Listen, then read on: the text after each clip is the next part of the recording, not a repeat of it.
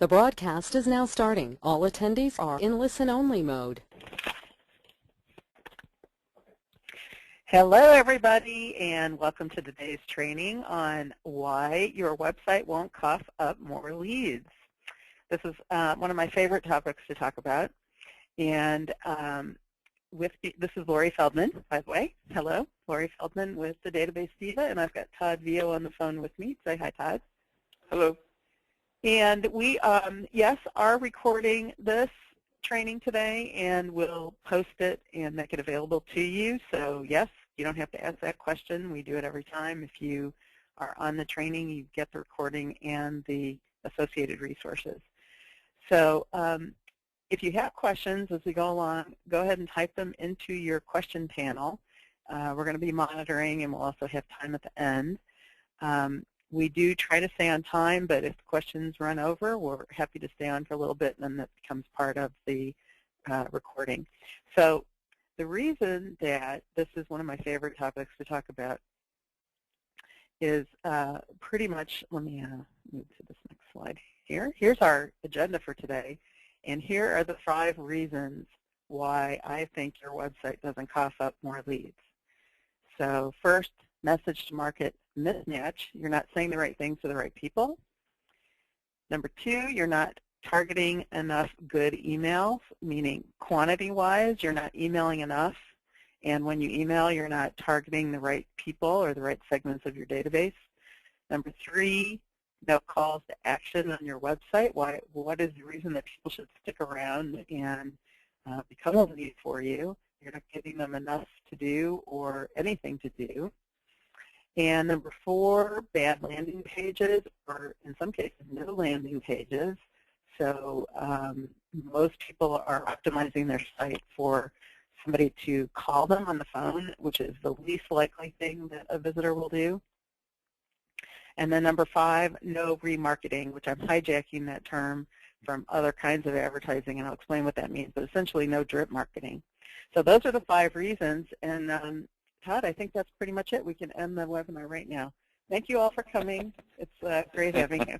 Okay, no, just kidding. We are going to stay on, and we're going to do a live critique of a website of someone who's on our call today.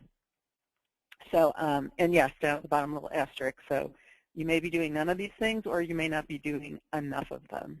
So either way, that's impeding the number of leads that you're going to get coming to your site. So I realize in the world of marketing, there are lots of ways that you can be spending your money. In fact, I want to tell a quick story. I was talking to a new client of ours last week, and he has been on our list forever. He comes to a lot of our things. I don't think he's on the call today. And I won't mention who it is. He has been a big follower, and I've talked to him on the phone a number of times, but he just never quite pulled the trigger with me to get my help. But he called and became a client last week because he had been approached by another company to do social media marketing, and they were going to charge him $2,000 per month to do blogging and SEO, and I don't know all the things that we're going to do, but those are what I call the sexy things. And so he was calling to get my opinion and see what I thought he should do. So just to give a little background, he is a manufacturing company, and most of his clients that he sells to are on the production floor all day, job shops and wholesale distribution people. And I really didn't believe that those people were on social media, so I was questioning him as to why he thought he should be doing that. And he said, well, we need to do something. We need more leads.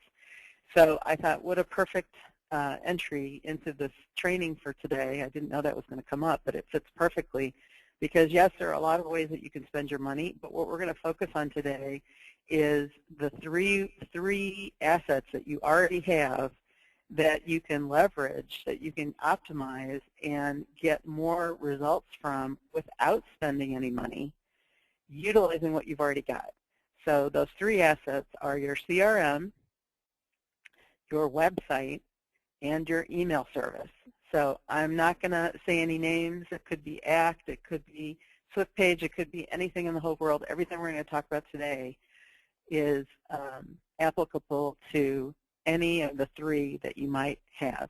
And I know a lot of you know that we now offer Hatchbuck CRM marketing automation as kind of an advanced step up from ACT and Swiftpage, but all of this applies no matter what you have.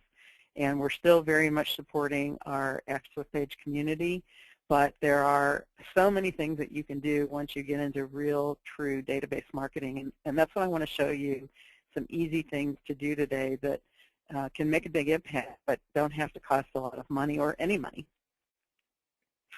Okay, so let's start with message to market mismatch. So I have another story. A couple of years ago, my niece, who was turning 16 at the time, she's been a huge, what I call indoctrinated Disney girl since she was a little girl. And she said, this is the last year that my sister and I, her sister is older, can really be a kid and go to Disney World. So can we please do our family vacation in Disney World this year? And I really tried my hardest to stay home, but I was forced to go along, and it was a week of torture. And it was such a good lesson for me on message to market mismatch. There was really no reason that I should have been there. I was not the target audience. I really couldn't wait to get home. It was one of the worst vacations of my life. And I know that's probably heresy to a lot of people who are on this call. But you know, when you don't have your own kids going and you can see the commercialism everywhere, it's a different experience than when you're really in the moment. And we probably saw at least 200 couples who were getting remarried.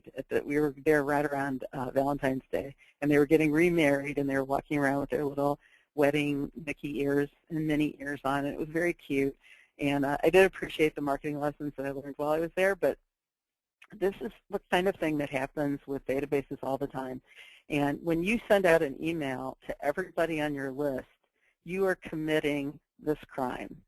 You are committing the crime of sending out something that is important to you, but is not important to the receiving party. And you're risking alienating them by not being more sensitive and segmenting your database. So the number one lesson on this mismatch is, if you want more leads, and that's what everybody on this call has said that they want, and we've taken surveys on it before, and leads are very important, but you're not going to get leads by doing the same thing to everybody. Database segmentation is critical to sending. You can't know what the right message is to send if you're not segmenting people and knowing what they want. So part of your plan needs to be better conversion opportunities, meaning putting prospects into a position where they can convert and become customers, having the right landing pages that go with the right calls to action. And we're going to talk about what landing pages are and how that's important in a little bit. But and then the last thing is getting those leads to close faster. It's not just enough to generate quantities and volume of leads, but you want to get them closed faster, because if you can get them to close this month instead of next month, that's revenue on the books right now. So that's the first thing, is segmenting for better market match of your messages. Okay, number two, no targeted email. This kind of goes along with what I was just talking about, and also not enough email. So those of you who have been on my calls or on my training sessions before, or even some of my calls, this is my go-to treasure triangle. You've seen this before. And the big mistake that I see a lot of people making the most is they're living in this top left triangle point. I was going to say quadrangle. But they're living in the email blast area and spending no time down here, or very rarely up here. We have a client who sends a newsletter out quarterly no matter what. She always gets a big response. I've tried to talk her into sending it out monthly, and for whatever reason, they just don't want to do it. They're afraid of overloading somebody's inbox. Okay, your one little email that you may send out extra is not going to overload somebody's inbox. I appreciate the sentiment of being concerned because you get a lot of email that you don't want to mess up somebody else's email inbox, but it's all about relevance and timing. The right message going out at the right time is welcomed, not thought of as a clutter. So the way to do that, though, is to get away from just doing email blasts and be more relevant with more in-depth educational articles, more facts about whatever it is that you're selling, facts and figures, stats. People like to get those. Short messages. Think about Twitter. We do live in the Twitter world now where everything has to be very, very short. But you can get a lot of information in there and lead them back through a URL to get more of the main course. You send out the appetizer in the newsletter. The main course is on your website. So this is a great way of educating your prospect and getting more qualified leads from the people that you are sending to. And then, of course, drip marketing, and I'm going to talk about that a little bit more. But my main point is, a lot of people say, well, I already send out a lot of email. What else can I do?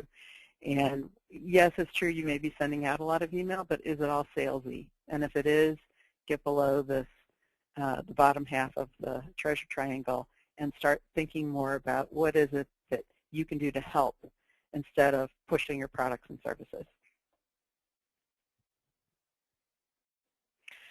So this is one that I wanted to show because it was kind of a wild hair that I got with our own list. I was getting a lot of questions about how do I do this, how do I do that, how do I do this? And in my client base, I have a lot of people who like to learn how to do things themselves, like a lot of you who are on our training calls. So you're on the call to find out how you can implement something yourself. But then I also get a lot of people who say, I don't want to learn how to do this thing, just do it for me. And so that to me is our segmentation. And of course there's a hybrid in there, and that's fine. And sometimes it's, well, I want to learn how to do this thing, but I don't want to learn how to do that thing. So my segmentation objective, my goal is always to put someone into that DIY pile or the do-it-for-you pile so that I know how to talk appropriately to the people who are on our list. So the other part of it is if you are doing a lot of the marketing yourself, you're going to run into questions. Especially now if you're using Swiftpage, they've gone through a lot of changes. There's going to be more changes to come. Things that were somewhere before aren't always in the same place. So being able to offer support was important to Todd and me to offer to our clients and make sure that everybody knew that we could provide that kind of help.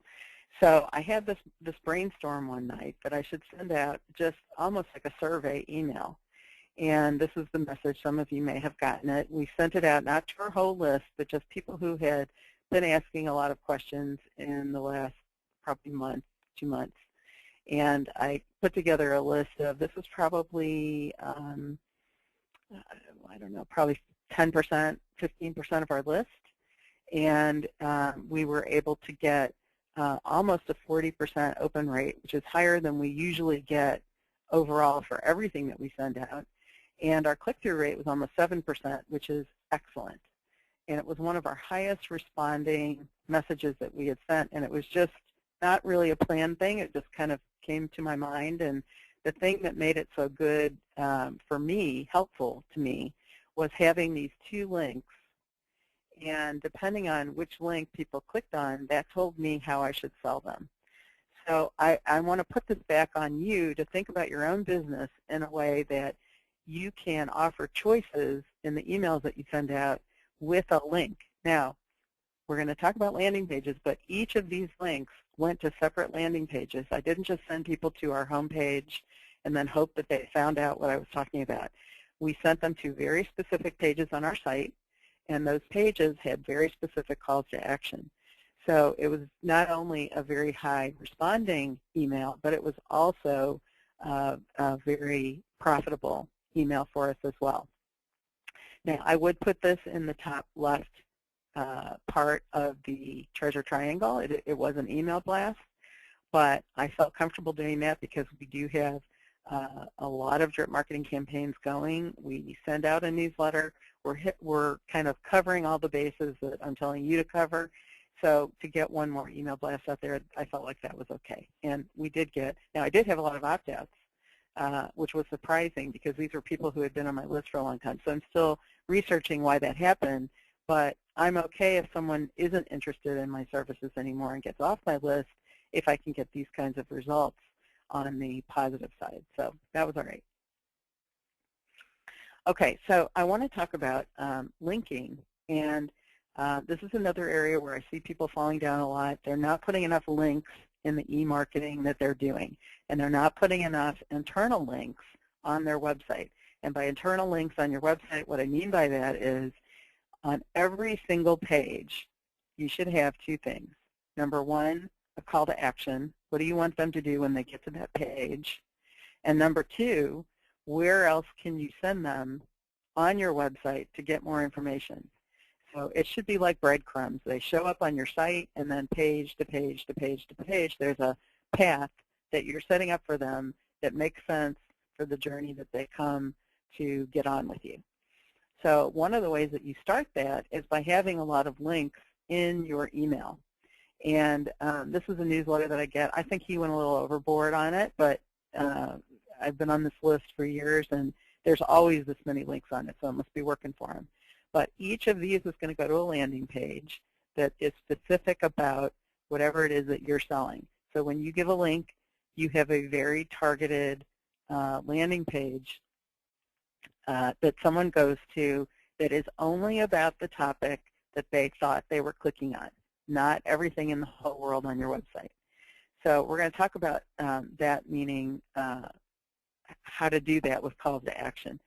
And now I say call to action, that's kind of the terminology that has evolved, but you can call it an offer, you can call it, in a lot of cases, a web form, the call to action, but there are other ways of doing it, and I think buttons are one of the easiest ways to do it.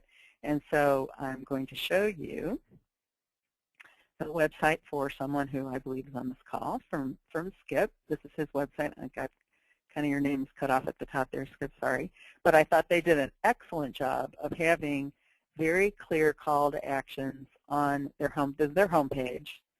And they're offering a volunteer crew to come and help people who are disadvantaged, who are physically handicapped, near homeless. It's a mission site, and I thought the site was very well done. So there are a lot of things to click on. This is the home page, so this is not a landing page per se. Your home page is where you can get away with having a lot of things on it. So here's some social media buttons, but where I've got the yellow, that's where when you come to the site the first time as a visitor, it gives you a clear step of, do I want to do this action? Do I want to do this action? The navigation is good. I thought all around good job. So well done, Skip. And now I want to move on to our victim of the day. No, not really. This is the site we're going to do our live critique on in a little bit, and it's Bad Dog Pictures, a longtime company that offers video services as well as renting their equipment so that you can do it yourself. And this is one of their sites. And this is an older site. Tom and I talked earlier, and I'm going to let him defend himself later on the call. I'll unmute you, Tom, and you can talk. But for now, as we were kind of reviewing the different web pages of the people who are on this call, this one kind of stood out to Todd and I because there wasn't a specific call to action for us to take. We have a few specific things that we want to bring up in our critique portion of the training today, but it's kind of like a lot of information, but not any one thing stands out. So it's hard to know if you're coming to the site for the first time what action you should take. And so I just wanted to kind of compare and contrast good buttons versus no buttons left to your own devices to kind of figure out what your navigation is. So here was, this is a different company, not anybody on the call. and very B2B oriented. I think they actually sell software. But I liked this idea that they had one landing page where all of their white papers were listed with this call to action button here, download. So any of these white papers that looked interesting to you, if you were someone who might be a prospect for them, you could come and get all the information that you wanted on this page, and every time you would click on this download button, it would bring up a form, and you would fill out the form, and then you would instantly get this PDF. So now the software that they were using, once you filled out the form, if you then wanted 3 more, and you would go back and click on the download button, the form fill was already filled in for you, which was a nice feature. I don't think Swiftpage does that, but you know, if somebody really wants that information, they'll fill out the form, but you want to keep the information that you're asking for short. But this is a good way to give people a choice and have them tell you how they want to be sold, because depending on which item they click on, that tells you where they are in their sales process or in their buying process. It tells you which products or services are more important to them of all the ones that you sell. And you can, in your email marketing tool, in your web form tracking, put a hidden code onto that form so that it populates your database and it tells you what kind of prospect this is. So this is an excellent tool that anybody can use on this call. If you can get in on your website and you can make all of the things that you have to offer for download available on one page, it's a great opportunity to have visitors self-segment themselves in your database. Okay, bad landing pages, that encompasses no landing pages. That encompasses also not enough landing pages. So I want to start with an example of kind of going outside of our scope right now, but we found this ad on AdWords for a dentist, and it happens to be here in St. Louis where we are. And in his ad, let's see if I can get my mouse over there, he's promoting that he's a cosmetic dentist versus any other kind of dental work that could be done with a dentist, but specifically cosmetic dentistry. And then he's sending us, this is the landing page behind here, he's sending us to his home page, which talks about everything and maybe a little bit about cosmetic dentistry. But even in his navigation here, there's no mention of cosmetic dentistry. So when I am visiting ads online for a new dentist, and I specifically want cosmetic dentistry, I want teeth whitening or whatever I want, when I click on that ad, I expect to be taken to something that is about what is in my mind of what I want to buy. And if I don't see that when I land, I'm going to click off. Now on AdWords, that's very expensive because I'm going to pay every time, as the business owner, I'm going to pay every time someone clicks on my ad. So if they land on a landing page that is not relevant to what they're looking for, then I'm paying for wasted advertising. So AdWords is probably the best example of how you can spend a lot of money on advertising and not have it pay off. You can have it pay off, and I know a lot of people who use AdWords very effectively. So I'm not telling you not to do AdWords. It's sort of outside of the scope of this training call, but I'm using that as an example of an area where it becomes very critical that you have a matched landing page to the ad. But in your case, you're not paying for the ad necessarily, but you did pay in some way to get that visitor to come to your site. So whether it was your email that you sent out and you're paying for that email service, whether it was a referral from someone else and they came to your site and they couldn't find anything once they got there for what they wanted, the navigation wasn't good enough to get them to the point of raising their hand as a referral. However you want to look at it, you've paid to get traffic to your site, and you want to be able to convert as much of that traffic as you can to becoming somebody active in your database. So the match of the landing page becomes very critical, even though you may not be paying for the actual ad that sent them there. So I want to show you a landing page that we use, and you know, we're constantly perfecting. I'm not saying that we have the best series of landing pages that are out there. We're always changing and perfecting. And if I had it to do over, what I would do is eliminate all of this stuff here at the top. But I don't think our theme in WordPress lets us do that. So this is as close as I could get. We've eliminated every other thing that you can click on in order to, this is our newsletter sign up, by the way, which we do get quite a number of people signing up on a regular basis. So I do see this as a very successful landing page for us. So I want to kind of dissect it for you and tell you some of the things that I think make it a good landing page when people come to our site. I didn't take a picture of the home page, but you kind of have to dig to find the sign up for our website or sign up for our newsletter button. It's kind of buried at the bottom, but we still get people signing up for it. And we may have it on a couple of other pages internally on the site as well. But once they come to this page, we have very good conversion on this page. And I think one of the reasons is we don't ask for very much information over here. We do have a little bit of a qualifier. And all this information comes through and gets downloaded back into our database. But we give people a reason why they should sign up for our newsletter. So we don't just say, sign up for our newsletter, you know, here's the form, fill it out. We say, here's what you're going to get. Here's why you're going to want it. Here are all the different things that you're going to learn. And we really sell the sign up. And I think that makes all the difference on the landing page on why that conversion is so high.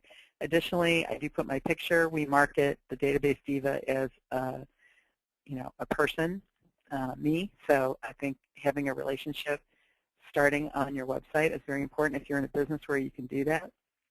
I know some of you work for people and it's not always possible, but to the degree that you can have as much personalization from the business leadership, I think it really helps with conversion. People want to do business with other people. They don't want to do it with a company. So I think that helps on this page for signing up on our newsletter.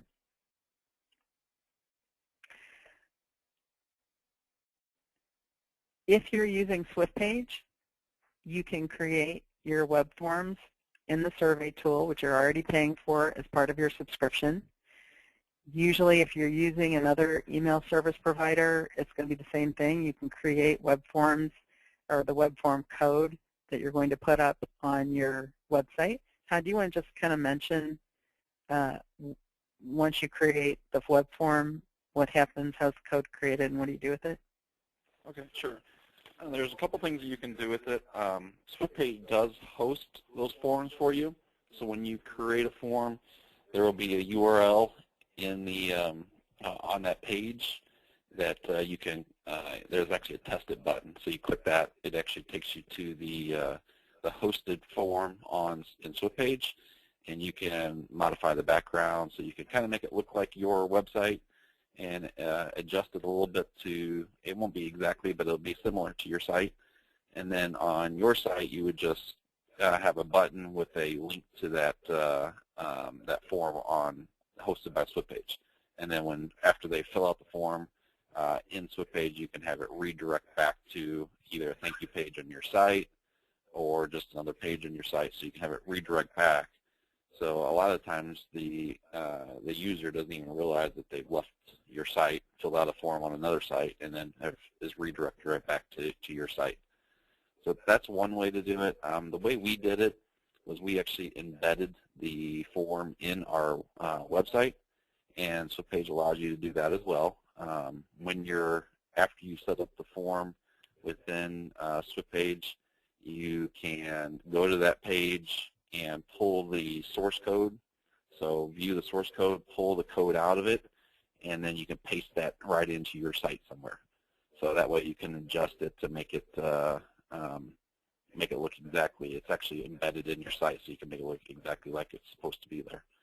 So then, but it works the same way. So whenever somebody submits that, it actually is sent to Swiftpage. Swiftpage captures all of that information and then redirects them back to a page on your site. Great, thank you. Mm-hmm. So last thing on this section, I'm going to put out there for your consideration that whatever landing pages you have on your website now, you go back and make a list of 20 more that you could add. Because the more calls to action that you have on your website, the more qualified leads you will get.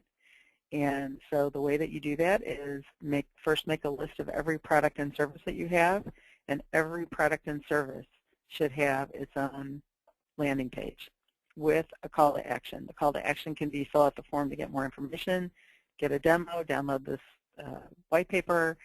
There's a lot of different ways that you can make an offer out of it that make it interesting to the visitor that's coming to your site. But if people are coming to your site and you're not converting them, then you haven't given them what they're looking for. And so you need to either talk to more customers who are visiting your website and get feedback from them, or you need to have a staff meeting with everyone in the company who is talking to customers and have a discussion about what kinds of questions are people asking, the ones that are asking the most, or the questions that are getting asked the most.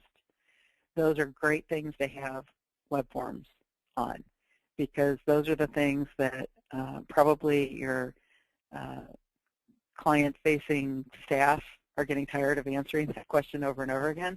So if you can put it up on the website and people can self-serve that answer, it makes them a little bit more qualified by the time they do call you. So add more forms. That is possibly one of the biggest challenges that we face as a company, is how can we turn this piece of information that we think is so important into an offer that somebody wants to get and raise their hand that they're a lead to us. So, you know, people are much smarter now than they used to be. They won't just fill out a form and give you their contact information if they're not getting enough value out of the other side. So you really have to work hard to come up with what is it that they really, really want, and how can you make it interesting.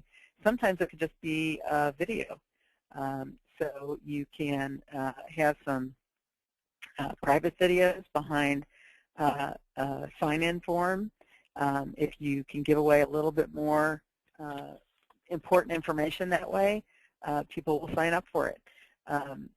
Vimeo is another platform like YouTube, but allows you to lock down your videos so that you have to have a password to get into it, and people would need to fill out a form in order to get the password to get into the video. And it sounds like it's a little clunky, but it actually works very well. But the video, you've got to deliver with the video. It's got to be really, really good. Okay, more forms.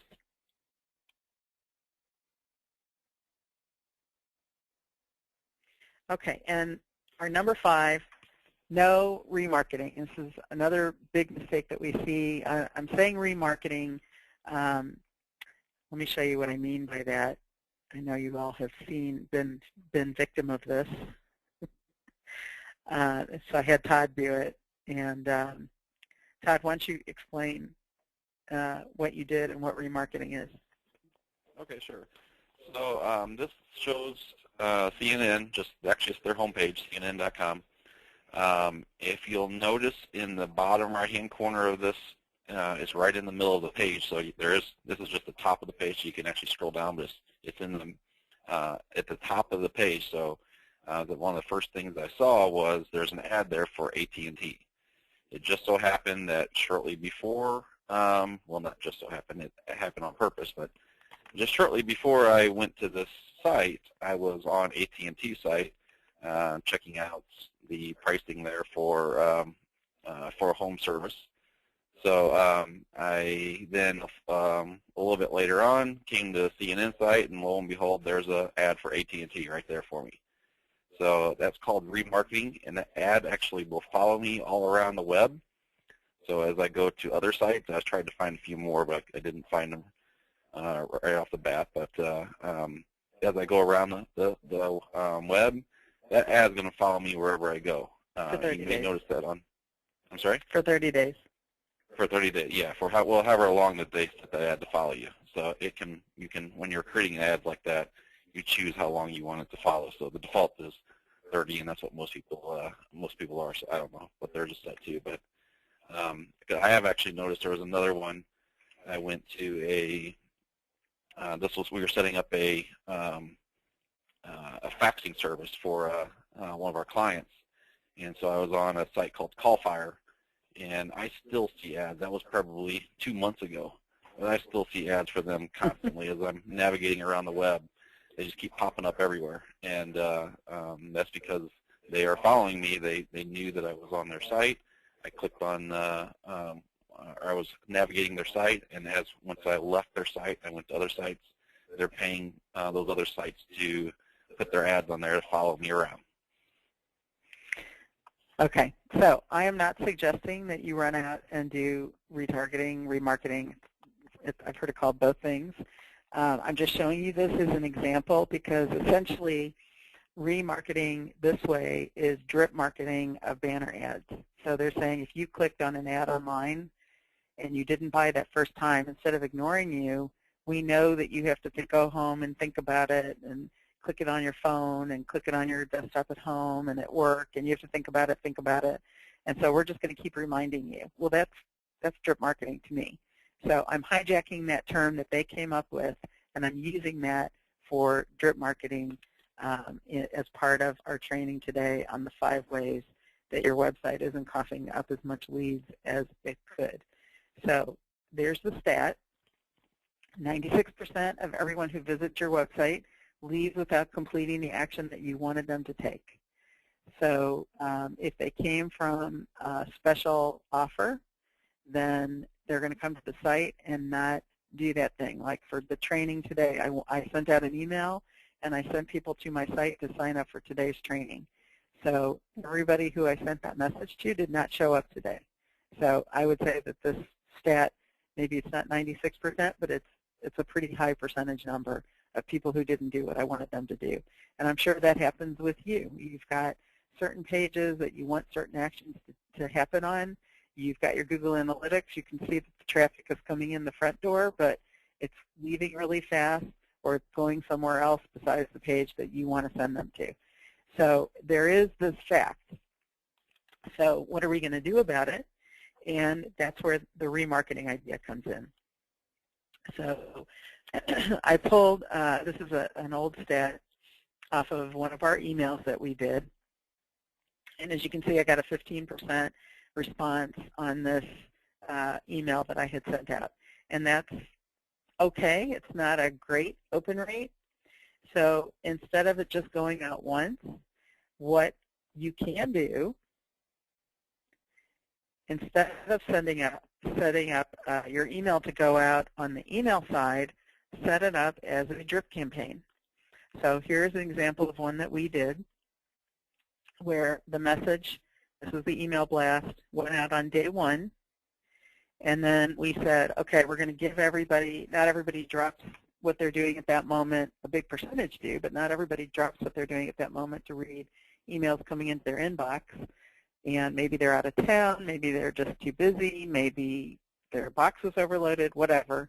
We're going to give them 4 days, and then we're going to send it out again to everybody who didn't open.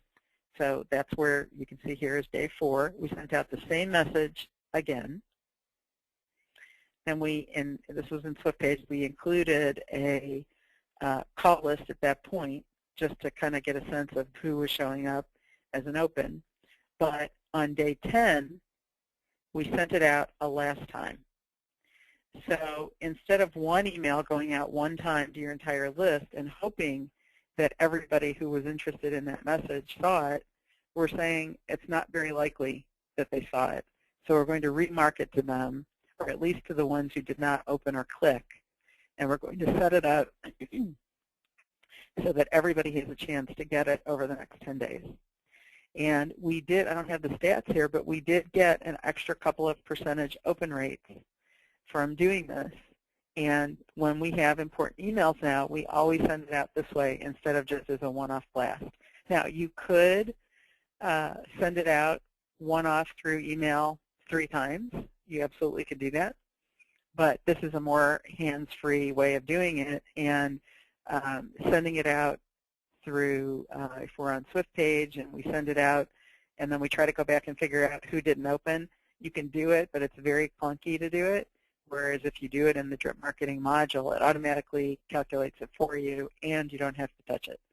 So it's a really, really good way to increase your open rate. Okay, that's one idea.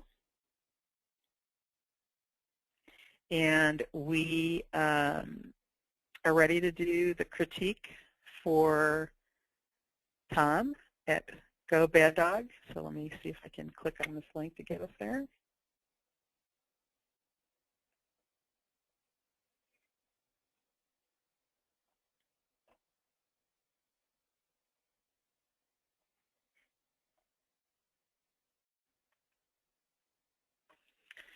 All right, Todd, can you see if Tom can be unmuted?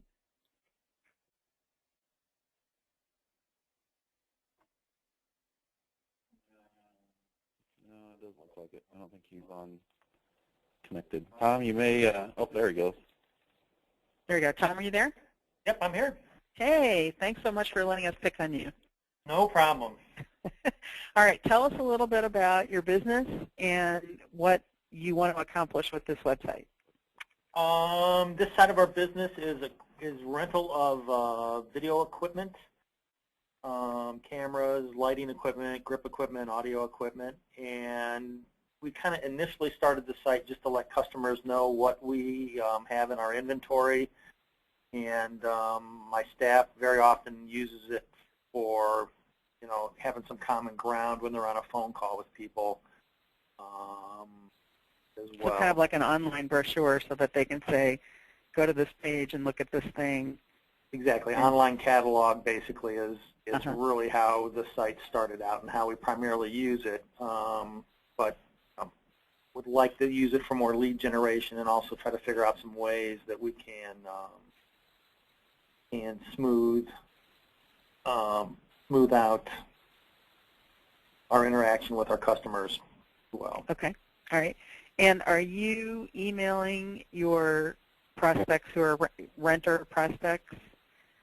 Do you email them now? We do. We probably do a Swiftpage campaign probably every 3 months. And what would be that's what actually gets executed. Okay, all right. And when you're sending it out, what do you include in there? Usually it's about a new piece of equipment, and we just include,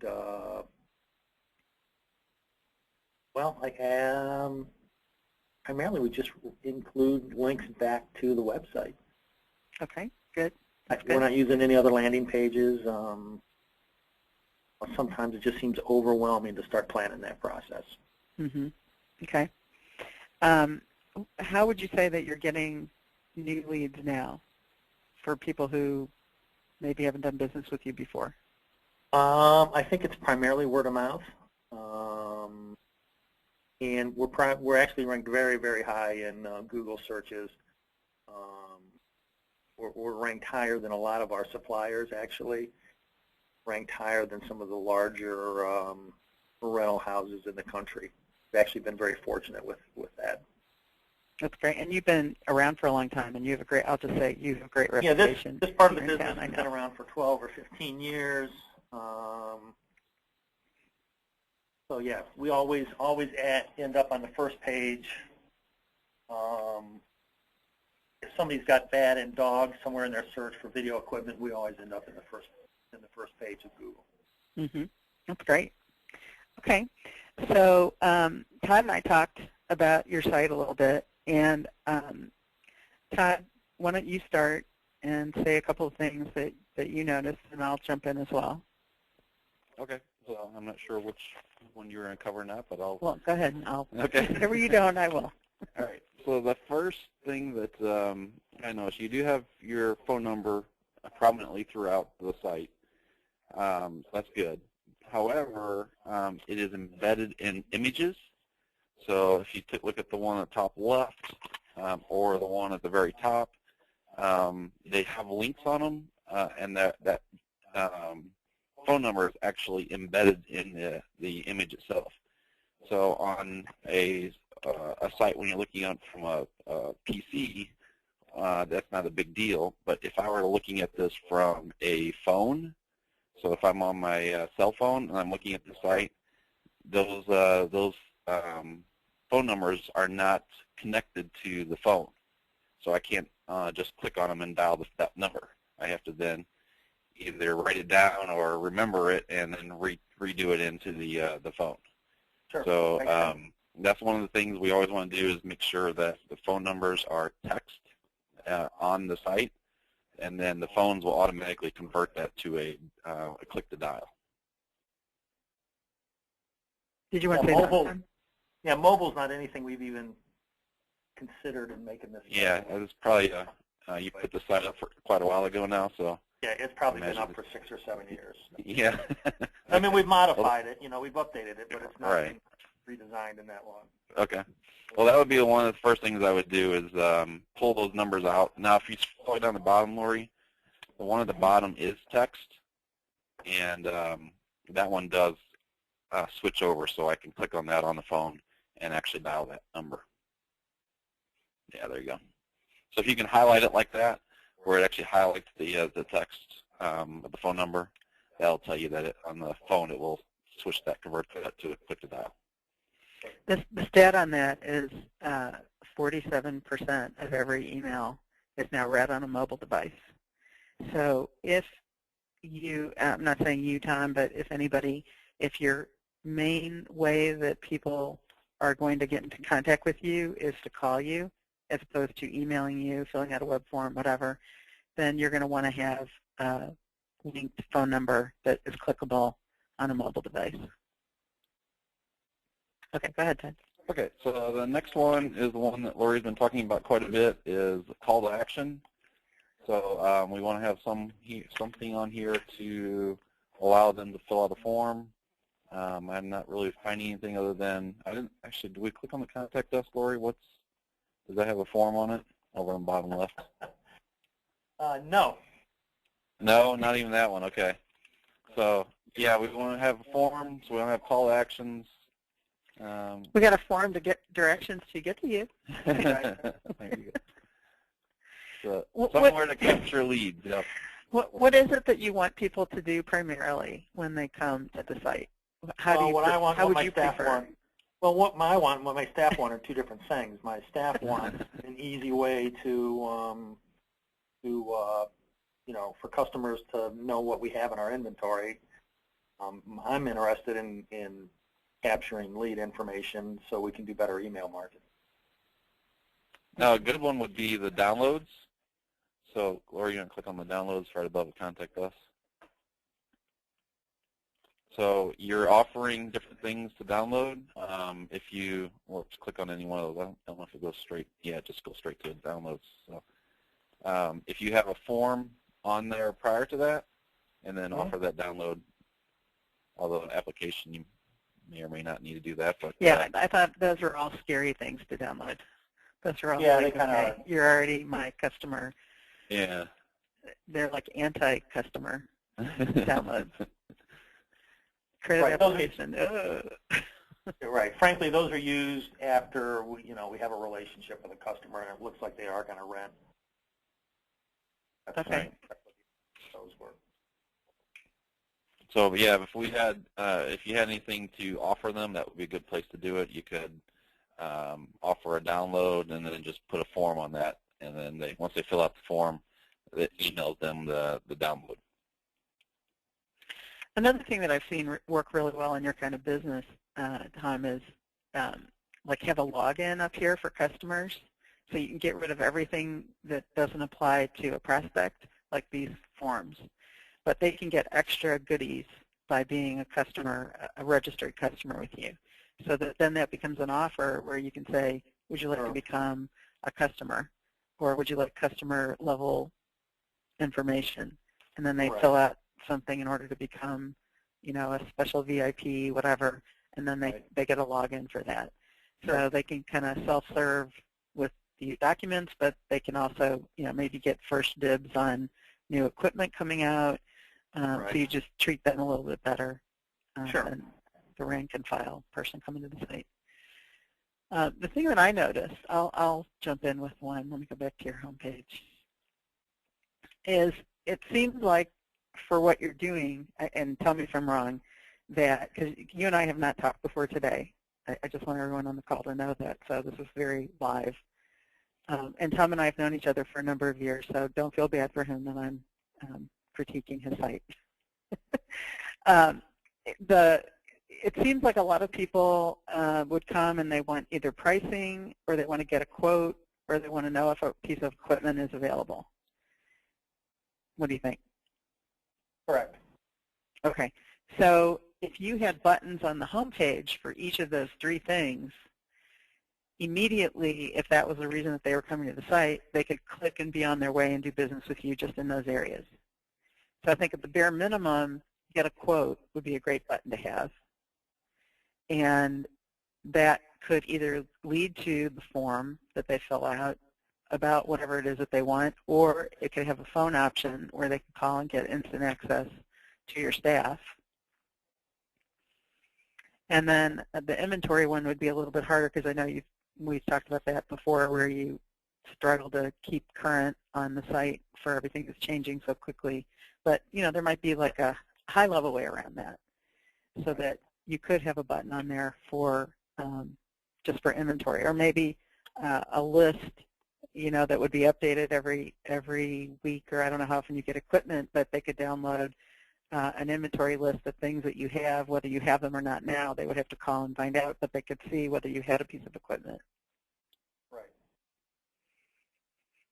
And that would be a good one to put behind the firewall, so to speak, so they can't get that unless they're a registered user of your site.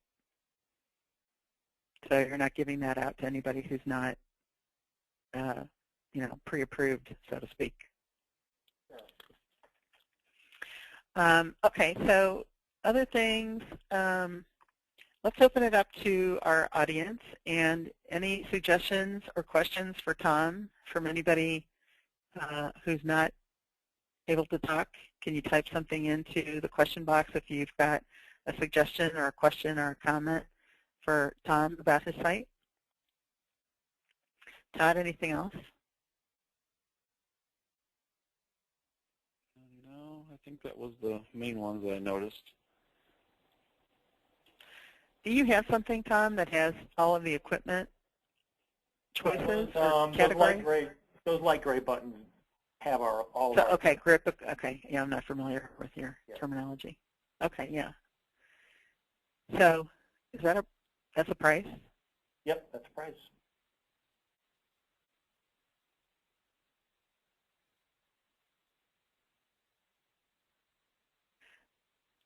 Okay. Oh, we're getting some feedback. So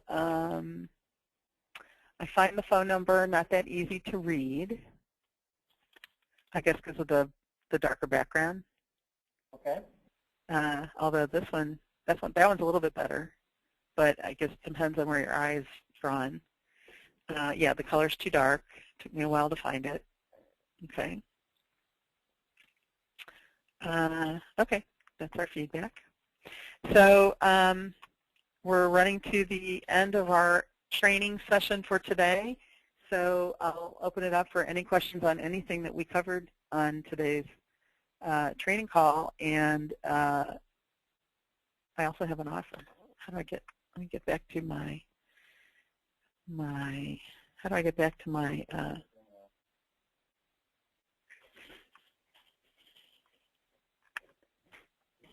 We'll give everybody a second to see if, oh, thank you, if you've got any questions. And we've got an offer for you all for coming on today's call. You can apply your tuition from today to a private training session with us. And on our training, what we do is it's 2 hours. We remote into your desktop and help you put together whatever campaign you've been struggling with getting out, and including the remarketing if you want to set that up as well.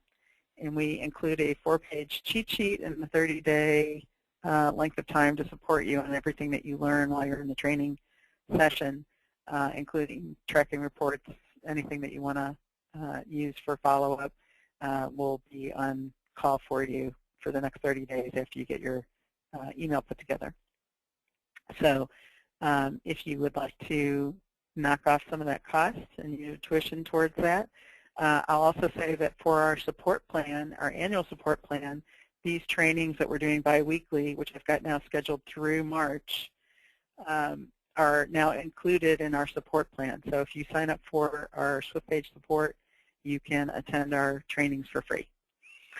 So, Todd, anything else that you want to add? No, I think that's it.